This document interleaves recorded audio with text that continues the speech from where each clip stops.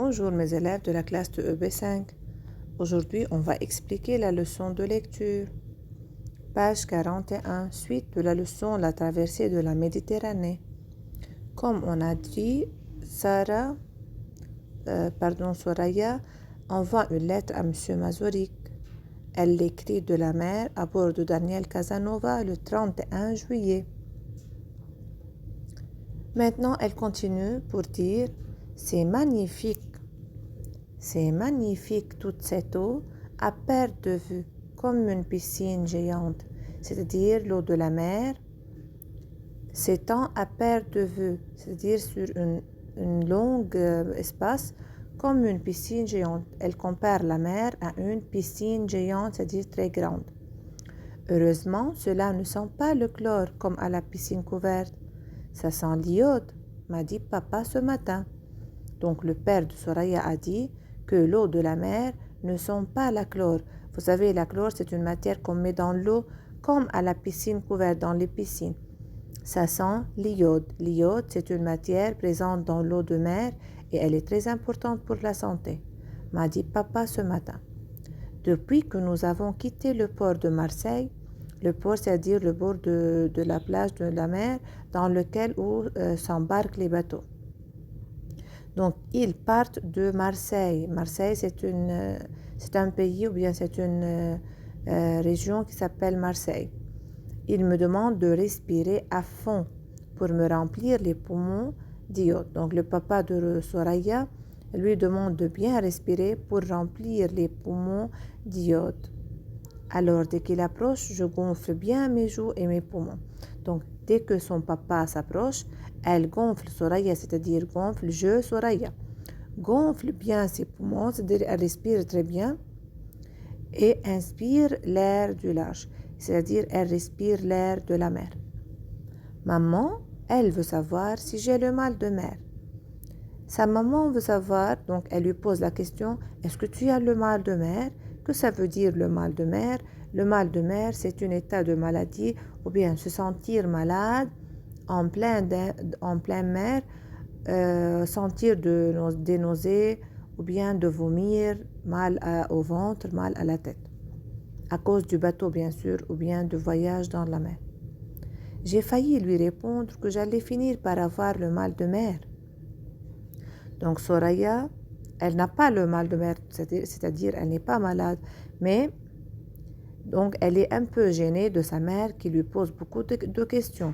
C'est-à-dire elle lui dit, maman, j'ai le mal de mer de maman, yani, parce qu'elle lui pose beaucoup de questions.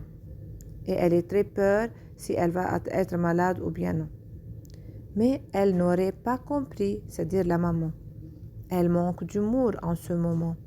Elle me poursuit avec son sac plein de pilules contre la nausée. C'est-à-dire la maman de Soraya, elle a un sac plein de médicaments contre la nausée. La nausée, c'est l'envie de vomir. Rassurez-vous, Monsieur Mazorik, je vais très bien pour le moment. C'est-à-dire, elle dit à Monsieur Mazorik, n'aie pas peur, Monsieur Mazorik, je suis en bonne santé. Tout va bien. Mon premier grand voyage en mer est une totale réussite. C'est-à-dire, c'est la première voyage en mer et tout va bien. Tout réussit, pas de problème. Pourvu que ça dure. C'est-à-dire que malgré que le voyage est un peu long. Avant de partir, grand-père Amar m'a dit qu'il fallait que je fasse un vœu, car c'est la première fois que je voyage sur un aussi gros bateau.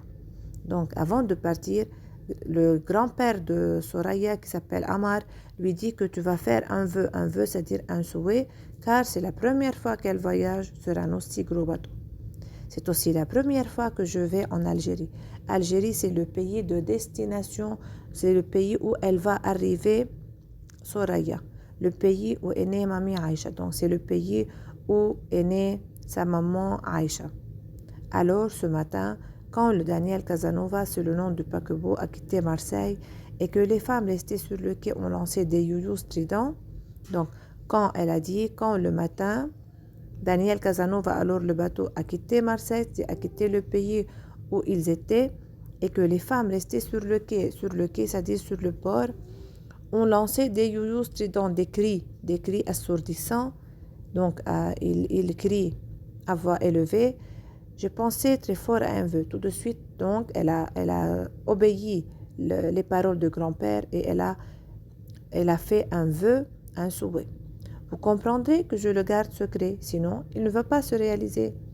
Donc, elle dit à M. Mazorik, je ne peux pas dire le vœu, je ne peux pas dire ce que j'ai pensé, car c'est un secret, c'est-à-dire quelque chose qu'on ne dit à personne, qu'on avoue à personne. Sinon, il ne va pas se réaliser. C'est pour cela qu'elle ne dit pas le souhait, car si elle dit le souhait, il ne va pas se réaliser. Maman vient me chercher pour qu'on aille se baigner. Donc, la maman de Soraya vient appeler sa fille pour aller se baigner. Il y a une grande piscine à l'eau de mer sur le bateau. Donc, où elle va se baigner? Dans une piscine à l'eau de mer sur le bateau. C'est le grand luxe, donc c'est quelque chose de très extraordinaire. Vous ne trouvez pas? Donc vous, c'est-à-dire M. Mazorik. Donc Soraya part avec M. Mazorik. Elle lui dit, donc maintenant Soraya va terminer la lettre. Elle a dit à M. Mazorik que sa mère l'appelle, elle la demande. Donc maintenant, elle va terminer la lettre. C'est pour cela qu'elle a choisi cette expression. Je vous quitte pour aujourd'hui. Donc cette expression marque que Soraya va terminer la lettre. Je vous quitte pour aujourd'hui. Je vais rejoindre ma copine Blandine. Donc elle dit, je vais arriver, je vais rencontrer ma copine Blandine qui est également du voyage, c'est-à-dire qui est avec moi aussi sur le bateau. Vous ne la connaissez pas, je crois. Donc, elle dit à M. Mazorik, tu ne connais pas ma copine Blandine. Elle était en 6e 7. Elle était dans ma classe de 6e 7, section 7. C'est ma meilleure amie, c'est-à-dire c'est l'amie que je l'aime beaucoup. Je vous parlerai d'elle dans une autre lettre. Donc, je te parle de ma copine Blandine dans la lettre suivante. À bientôt. À bientôt, c'est la formule de politesse. C'est une formule qu'on termine avec elle la lettre. Soraya, toujours quand on termine la lettre, on doit écrire notre nom à la fin et ça s'appelle la signature. Ici, c'est Hashmi Ali, c'est l'auteur. Ici, c'est Bon baiser de Kabylie, c'est la collection. On a vu ça parce qu'on a écrit ici c'est une collection. C'est-à-dire cette lettre est choisie de plusieurs livres ou bien séries de livres ou bien de lettres qui s'appelle Bon baiser de Kabylie. L'édition s'appelle Sirop Jeunesse, c'est l'édition. 2003, c'est la date d'édition. Donc c'est la référence. C'est la référence de la lettre. Donc faites attention. Soraya, c'est l'expéditeur, c'est-à-dire c'est la personne qui écrit la lettre. Toujours, on écrit le nom de la personne qui écrit la lettre à la fin de la lettre. Et avant de terminer la lettre, on va écrire une phrase pour terminer la lettre. Et ici, une phrase qui s'appelle formule de politesse. Et merci pour votre attention.